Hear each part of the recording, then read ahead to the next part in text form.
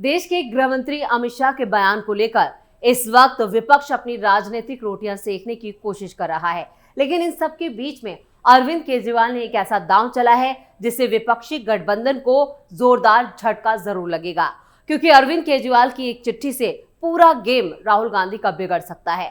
तो चलिए पूरी कहानी आपको समझाते हैं और साथ ही साथ बताते हैं कि आखिर अमित शाह के वीडियो वायरल होने के बाद उन्होंने क्या कहा है। नमस्कार, कैपिटल टीवी की स्पेशल स्टोरी में आपका बहुत बहुत स्वागत है और मैं हूं आपके साथ परवीन शेख।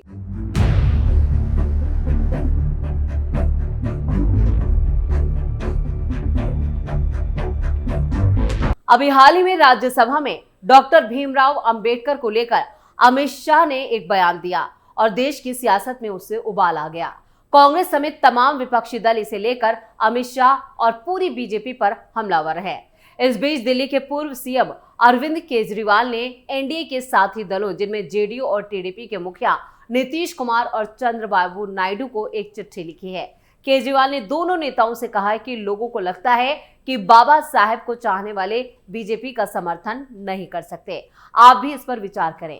केजरीवाल ने कहा है कि बीजेपी ने संसद में बाबा साहेब का अपमान किया है।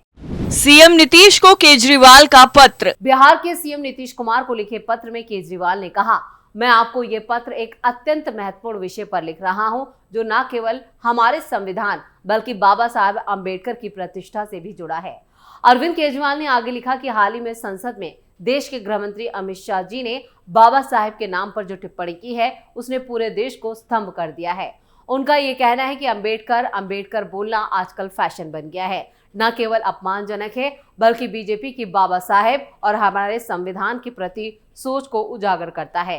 केजरीवाल ने नीतीश कुमार को लिखा कि बाबा साहेब अम्बेडकर, जिन्हें कोलंबिया विश्वविद्यालय ने डॉक्टर ऑफ लॉ से सम्मानित किया, उन्होंने भारत के संविधान को रचा और समाज के सबसे वंचित वर्गों को अधिकार दिलाने का सपना देखा। उनके बारे में ऐसा कहने का साहस आखिर बीजेपी ने कैसे किया? इससे देश भर में करोड़ों लोगों की भावनाएं आहत हुई हैं। ये बयान देने के बाद अमित शाह जी ने माफी मांगने की बजाय अपने बयान को उचित ठहराया। प्रधानमंत्री जी ने सार्वजनिक रूप से अमित शाह जी के बयान का समर्थन किया है। इसने जले पर नमक छिड़कने का काम किया। लोगों को लगने लगा है कि बाबा साहेब को चाहने वाले अब बीजेपी का समर्थन नहीं कर सकते। आप भी इस पर विचार करें। चंद्रबाबू नायडू को पत्र। इतना ही नहीं, अरविंद केजरीवाल ने इसके अलावा एनडीए के प्रमुख दल तेलुगु देशम पार्टी के मुखिया और आंध्र प्रदेश के सीएम चंद्रबाबू नायडू को भी खत लिखा है। केजरीवाल ने नायडू को जो खत लिखा है उसमें कहा, मैं आपको ये पत्र एक बहुत ही महत्वपूर्ण विषय पर लिख रहा हूँ, जो न केवल हमारे संविधान से जुड़ा है बल्कि बाबा साहेब अम्बेडकर के सम्मान और विरासत से भी जुड़ा है। हाल ही में संसद में देश के गृह मंत्री अमित शाह जी ने बाबा साहेब के बारे में की गई टिप्पणी ने पूरे देश को स्तंभ कर दिया है। उन्होंने कहा कि अंबेडकर बोलना आजकल फैशन बन गया है। ये टिप्पणी न केवल अपमानजनक है बल्कि बीजेपी के बाबा साहेब और हमारे संविधान के प्रति दृष्टिकोण को भी दर्शाती है। बाबा साहब अम्बेडकर को कोलंबिया विश्वविद्यालय ने डॉक्टर ऑफ लॉज की उपाधि से सम्मानित किया था। उन्होंने भारतीय संविधान का निर्माण किया और समाज के सबसे वंचित वर्गों को समान अधिकार दिलाने के लिए संघर्ष किया। ऐसे में बीजेपी को उनके बारे में ऐसी टिप्पणी करने की हिम्मत कैसे हुई? इससे देश भर में करोड़ों लोगों की भावनाएं आहत हुई हैं। अमित शाह जी ने अपने बयान के लिए माफी मांगने की बजाय उसे सही ठहराया। प्रधानमंत्री जी ने सार्वजनिक रूप से अमित शाह जी के बयान का समर्थन किया है, जिससे चोट पर नमक छिड़कने का काम हुआ है। कैसे शुरू हुआ अपमान का तमाशा? अब चलिए आपको बताते हैं कि इस तमाशे को अमित शाह ने कैसे धराशायी किया है। दरअसल केंद्रीय गृह मंत्री अमित शाह ने 18 दिसंबर 2024 को बाबा साहेब भीमराव अंबेडकर को लेकर कांग्रेस द्वारा फैलाए गए झूठ का पर्दाफाश किया। उन्होंने कहा कि कांग्रेस ने तथ्यों को तोड़ मरोड़ कर पेश किया है, क्योंकि बीजेपी के वक्ताओं ने कहा कि कांग्रेस अंबेडकर विरोधी और संविधान विरोधी है। कांग्रेस ने सावरकर का भी अपमान किया। अमित शाह ने कहा कि पिछले हफ्ते लोकसभा और राज्यसभा में संविधान के 75 साल पूरा होने के मौके पर संविधान की रचना, संविधान निर्माताओं के योगदान और संविधान के आदर्शों पर एक गौरवमयी चर्चा का आयोजन हुआ। इस चर्चा में 75 साल की देश की गौरवमयी यात्रा, विकास यात्रा और उपलब्धियों की भी चर्चा होनी थी।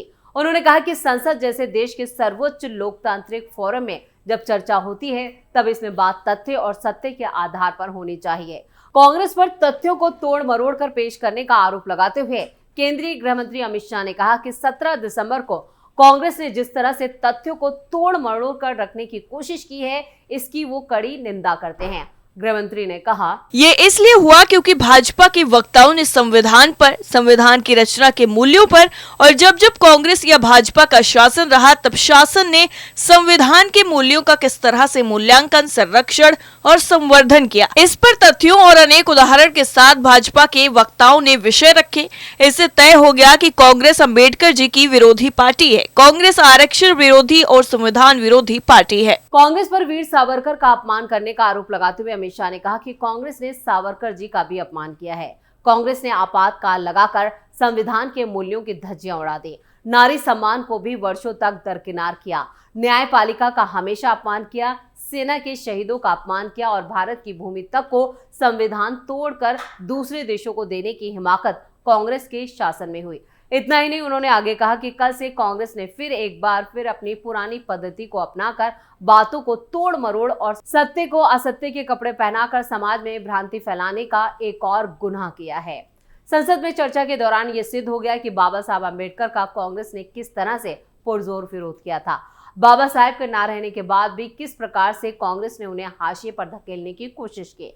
डॉक्टर अंबेडकर पर कांग्रेस की पुरानी नीतियों को लेकर अमित शाह ने कहा, जहां तक भारत रत्न देने का सवाल है, कांग्रेस के नेताओं ने कई बार खुद ही अपने आप को भारत रत्न दिए हैं। 1955 में नेहरू जी ने खुद को भारत रत्न दे दिया। 1971 में इंदिरा जी ने खुद को भारत रत्न दे दिया। बाबा साहब को भारत रत्न 1990 में तब मिला जब कांग्रेस सत्ता में नहीं थी और भाजपा के समर्थन वाली सरकार थी। 1990 तक कांग्रेस बाबा साहब को भारत रत्न ना मिले इसके लिए प्रयास करती रही, यहाँ तक कि बाबा साहब की 100वीं जयंती को मनाने की मनाही दी गई। इतना ही नहीं, अमित शाह ने आगे कहा कि कांग्रेस जब तक सत्ता में रही तब तक बाबा साहब अम्बेडकर का कोई स्मारक नहीं बना। जहां जहां विपक्ष की सरकारें आती गई, स्मारक बनते गए। बीजेपी की सरकारों ने और प्रधानमंत्री नरेंद्र मोदी जी की सरकार ने बाबा साहब के जीवन से संबंधित पंच तीर्थ का विकास किया। मध्य प्रदेश में मऊ में, लंदन में बाबा साहब के स्मारक, नागपुर में दीक्षा भूमि, दिल्ली में राष्ट्रीय स्मारक और महाराष्ट्र के मुंबई में चैत्य भूमि का विकास करने का काम भाजपा की सरकारों ने किया।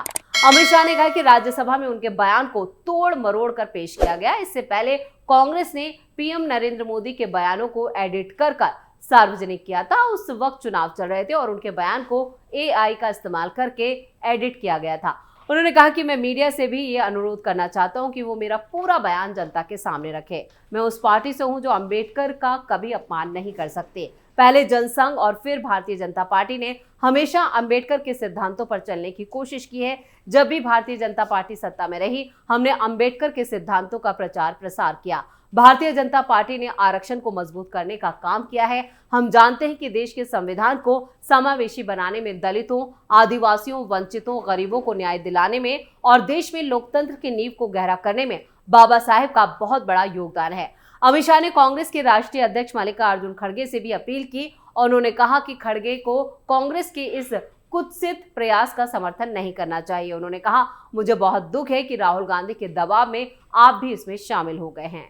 केजरीवाल की दिल्ली में मुसीबत। एक तरफ अमित शाह ने विपक्ष की बोलती बंद कर दी है, तो वहीं दूसरी तरफ दिल्ली विधानसभा चुनाव को लेकर सभी राजनीतिक दलों ने अपनी तैयारियां युद्ध स्तर पर शुरू कर दी हैं। बीजेपी इन दिनों उम्मीदवारों के नाम पर मंथन कर रही है और जल्द ही पहली लिस्ट जारी करेगी, जिसको लेकर पार्टी ने 43 कमेटियों का गठन किया है। हर कमेटी का एक संयोजक नियुक्त किया गया है। साथ ही बीजेपी ने दिल्ली विधानसभा की सभी 70 सीटों के लिए एक पर्यवेक्षक नियुक्त किया है, जो जनता और कार्यकर्ताओं से राय शुमारी करके ये जानेगा कि किस विधानसभा में कौन सा जिताऊ उम्मीदवार दें। आपको बता दें कि आम आदमी पार्टी ने दिल्ली विधानसभा चुनाव को लेकर अपने सभी 70 उम्मीदवारों का ऐलान कर दिया है। वहीं कांग्रेस ने भी अपनी पहली लिस्ट में 21 उम्मीदवारों की घोषणा की है। उम्मीदवारों की इन लिस्ट को देखकर बीजेपी को अपनी जातीय और सामाजिक रणनीति बनाने में आसानी हो रही है। मीनाक्षी लेखी लड़ेंगे विधानसभा चुनाव। सूत्रों के मुताबिक इस बार बीजेपी के कई बड़े चेहरों को चुनावी मैदान में उतारने की तैयारी की जा रही है और नई दिल्ली विधानसभा से अरविंद केजरीवाल के सामने पूर्व मुख्यमंत्री साहेब सिंह वर्मा के बेटे और पूर्व सांसद प्रवेश वर्मा को उतार सकती है। वहीं ग्रेटर क्लास से मंत्री सौरभ भारद्वाज के सामने पूर्व केंद्रीय राज्य मंत्री मीनाक्षी लेखी को चुनावी मैदान में उतारा जा सकता है। कालकाजी से मुख्यमंत्री आतिशी के खिलाफ बीजेपी पूर्व सांसद रमेश बिधूड़ू को चुनावी मैदान में उतारने की तैयारी में है। सूत्रों ने कहा है कि पड़पड़गंज से अवध ओझा के खिलाफ दिल्ली बीजेपी के अध्यक्ष वीरेंद्र सचदेवा चुनावी मैदान में उतर सकते हैं। यहां से कांग्रेस ने दिल्ली कांग्रेस के पूर्व अध्यक्ष अनिल कुमार चौधरी को चुनावी मैदान में उतारा है। आपके पूर्व नेताओं को कहां से मिलेगा टिकट? वहीं हाल ही में आम आदमी पार्टी छोड़कर बीजेपी में शामिल हुए दिल्ली के पूर्व कैबिनेट मंत्री कैलाश गहलोत को बीजेपी नजफगढ़ से चुनावी मैदान में उतारने की तैयारी कर रही। वहीं आम आदमी पार्टी से इस्तीफा देकर बीएसपी और फिर बीजेपी का दामन थामने वाले दिल्ली के पूर्व कैबिनेट मंत्री राजकुमार आनंद को पटेल नगर विधानसभा से बीजेपी चुनावी मैदान में उतार सकती है। राजकुमार आनंद पटेल नगर से ही विधायक रहे, यानी कुल मिलाकर इस वक्त एक मुद्दे को लेकर अरविंद केजरीवाल से लेकर कांग्रेस पार्टी पूरी तरह से भुनाने की कोशिश में लगी है। स्पेशल स्टोरी में फिलहाल के लिए इतना ही। बाकी खबरों के लिए देखते रहिए कैपिटल टीवी। वीडियो को लाइक करें, शेयर करें और कैपिटल टीवी को सब्सक्राइब जरूर करें। धन्यवाद।